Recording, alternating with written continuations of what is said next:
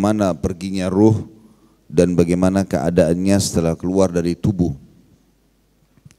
Dimulai dari Abu Al-Hasan Al-Qabisi rahimahullah berkata, madhab yang sahih dan menjadi pegangan Ahlus Sunnah wal Jamaah ialah bahwa ruh itu setelah keluar dari tubuh diangkat oleh para malaikat sampai dihadapkan kepada Allah Subhanahu wa taala.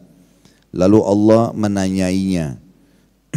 Jika ruh itu tergolong ke dalam mereka yang mendapatkan kebahagiaan karena imannya, maka Allah menitahkan, bawalah dia dan perlihatkanlah kepadanya bakal tempatnya dalam surga, atau perlihatkan tempatnya di surga.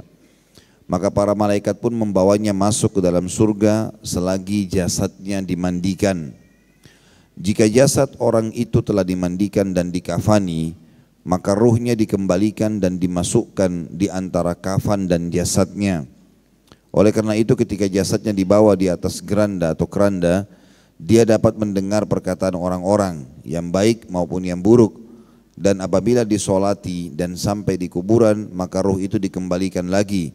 Dan orang itu didudukkan sebagai manusia yang bernyawa dan berjasad. Kemudian dua malaikat datang menemuinya untuk mengujinya sebagaimana akan diterangkan nanti.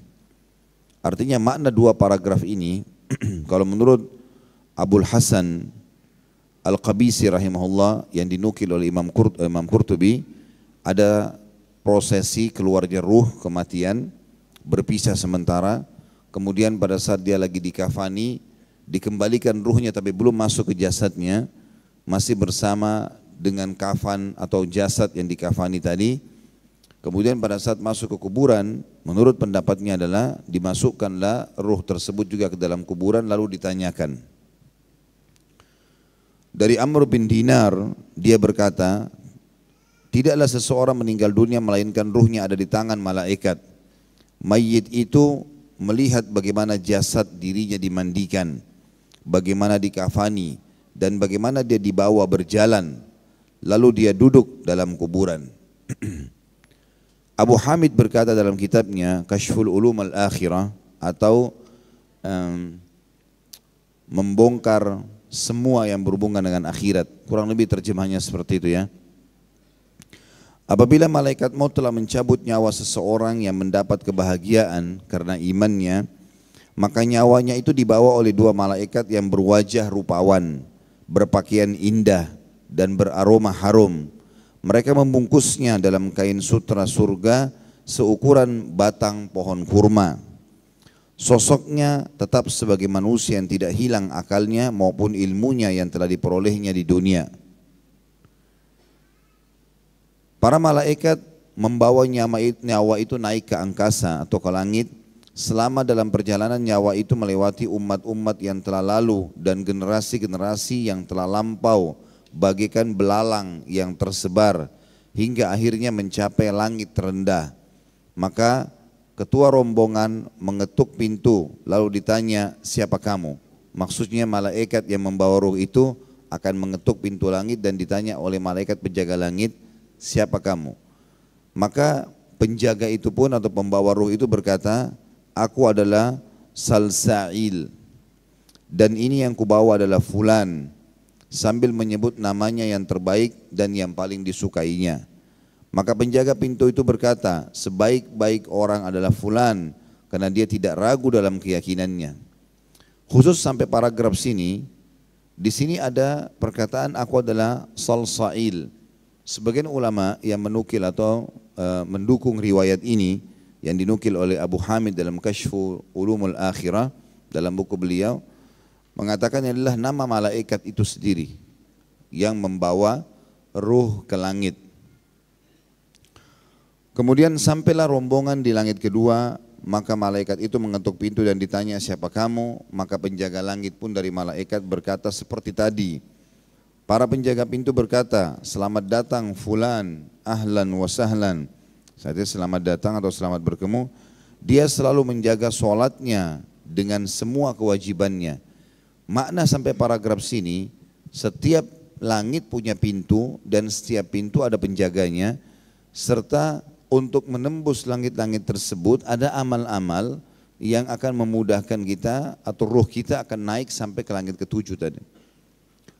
Karena di pintu pertama dikatakan yang menyebabkan pintu langit terbuka di pintu pertama, di langit pertama karena dia penuh dengan keyakinannya, yakin Islam benar, dia meninggal dalam keadaan Islam.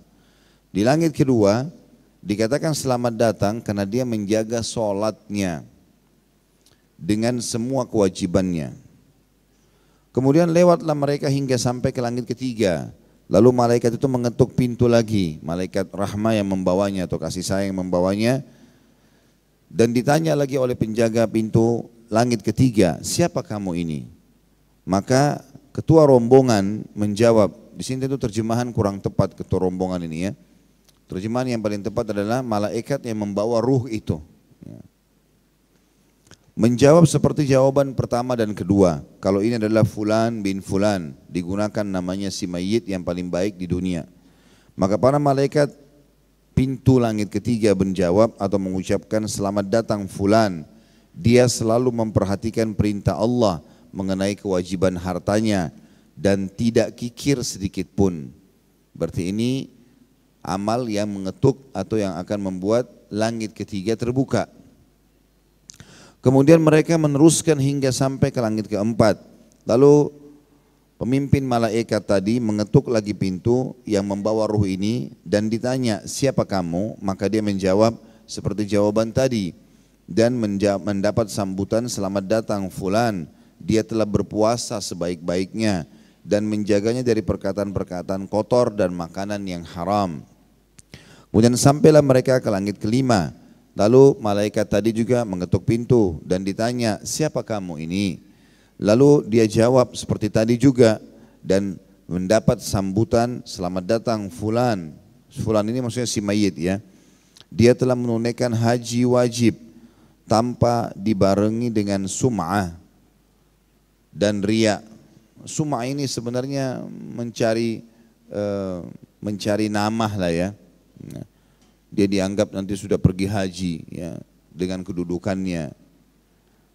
Kemudian sampai ke langit ke-6, ketua rombongan atau malaikat tadi itu mengetuk lagi pintu dan ditanya siapa kamu, maka dia menjawab seperti tadi dan mendapat sambutan selamat datang orang-orang saleh jiwa atau selamat datang orang yang saleh jiwa yang baik dan banyak berbakti kepada kedua orang tuanya. Lalu pintu pun dibukakan untuknya. Akhirnya sampai dia di langit ke-7. Maka malaikat yang membawanya, malaikat rahmah mengetuk pintu lagi dan ditanya, siapa kamu? Oleh penjaga malaikat pintu langit ke-7. Maka dia menjawab seperti tadi dan mendapat sambutan selamat datang Fulan. Dia banyak beristighfar saat dini hari, bersedekah secara diam-diam dan menjamin anak-anak yatim. Lalu dibukakanlah pintu. Kemudian lewatlah rombongan itu hingga tiba di Saradiqatul Jalal ya, atau kemah-kemah keagungan. Ketua rombongan mengetuk pintu dan ditanya, siapa kamu? Maka dia jawab seperti tadi juga dan mendapat sambutan selamat datang, ahlan wa sahlan, hamba yang soleh dan jiwa yang baik. Dia banyak beristighfar, beramar ma'ruf dan bernahi mungkar dan memuliakan orang-orang miskin. Dan mereka terus berjalan dan bertemu dengan para malaikat, semuanya senang menerima kedatangannya dan menyalaminya sehingga sampailah di Sidratil Muntaha. Lalu malaikat yang membawanya mengetuk pintu dan ditanya siapa kamu, maka dia menjawab seperti tadi dan mendapat sambutan selamat datang Fulan, ahlan wa sahlan, amalnya soleh, ikhlas semata-mata karena Allah. Lalu dibukakan pintu. Kemudian mereka melewati lautan api, melewati lautan cahaya, melewati lautan kegelapan, melewati lautan es, lalu melewati lautan embun. Lautan-lautan itu panjangnya masing-masing 1000 tahun perjalanan. Kemudian mereka menembus hijab yang terpasang pada arsy Tuhan yang Maha Pengasih. Hijab-hijab itu sebanyak 80.000 kemah dan mempunyai beberapa balkon. Pada masing-masing kemah ada 80.000 balkonnya. Teras maksudnya. Di atas setiap balkon ada 80.000 bulan. Mereka semua bertahlil kepada Allah, bertasbih dan mensucikannya. Andaikan salah satu dari bulan-bulan itu muncul ke langit bumi atau ke langit dunia yang terendah, niscaya dia disembah sebagai Tuhan selain Allah dan niscaya akan membakar cahaya langit. Artinya saking indahnya ya. Ketika itulah ada panggilan dari hadrat Allah lewat belakangan kemah-kemah tersebut, nyawa siapakah yang kalian bawa? Maka para malaikat menjawab, Fulan bin Fulan. Selanjutnya Allah yang Maha Agung bertitah, dekatkan dia. Kamu adalah sebaik-baik hamba, wahai hambaku.